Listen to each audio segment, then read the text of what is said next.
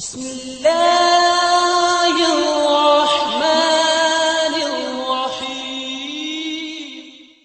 یہ دیکھو کیا سوال پوچھے انہوں نے، ہم بستری کا شرعی طریقہ۔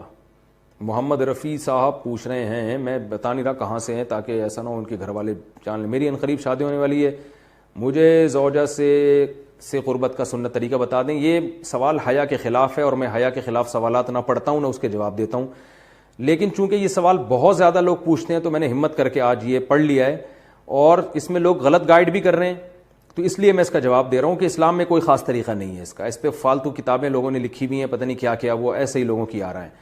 تو یہ چیز نیچرل ہے۔ جیسے کوئی پوچھے کھانا کھانے کا طریقہ کیا ہے، تو بھائی منہ میں نوالا ڈال کے چباؤ، نگل لو، خود بخود فطرت سکھاتی ہے انسان کو۔ تو ایسی زوجہ کے قریب فطرت خود سکھا دیتی ہے۔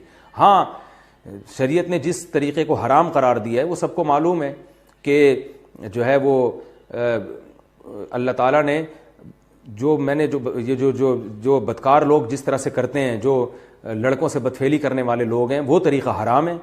تو باقی اللہ تعالیٰ نے میاں بیوی کا معاملہ رکھا ہے، ایک دوسرے کا لباس ہے، تو کمرے کی باتیں ہیں وہ جیسے چاہیں مناسب سمجھیں، وہ ان کا اپنا ذاتی عمل ہے، اس کا کوئی خاص طریقہ نہیں ہے، اور یہ نیچر انسان کو خود سکھاتی ہے۔ نہ یہ طریقے نہ کسی سے سیکھنے کی ضرورت ہے۔ بعض لوگ تو حد درجے کی بے شرمی کرتے ہیں، وہ شادی سے پہلے جو ہے وہ فحش فلمیں دیکھتے ہیں تاکہ ہمیں طریقہ آ جائے۔ یہ انتہائی درجے کی بےہودگی ہے، انتہائی درجے کی ایک لعنتی عمل ہے یہ۔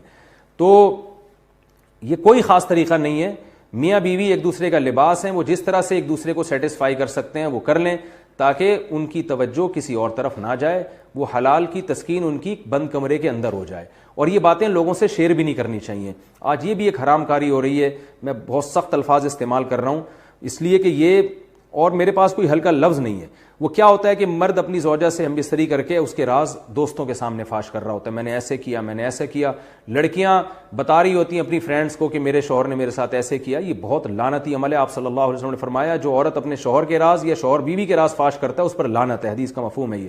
تو یہ بند کمرے کی میاں بیوی کی باتیں، جس طرح سے وہ ایک دوسرے کو سیٹسفائی کر سکتے ہیں وہ کریں، ایک دوسرے کے لیے وہ حلال ہیں، اور بس وہ طریقہ جو لڑکوں سے بدفعلی والا طریقہ ہے وہ طریقہ اسلام میں حرام ہے۔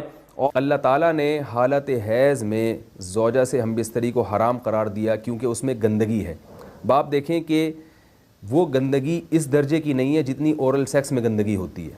اگر اس میں ڈسچارج ہو جائے بندہ، انسان جو ہم بستری کرنے والا ہے زوجہ سے، وہ منہ میں ڈسچارج ہو جائے، تو آپ سوچیں کہ اللہ تعالیٰ شرمگاہ کو گندگی سے بچا رہے ہیں، جس کی وجہ سے حیض کی حالت میں ہم بستری کو حرام قرار دیا۔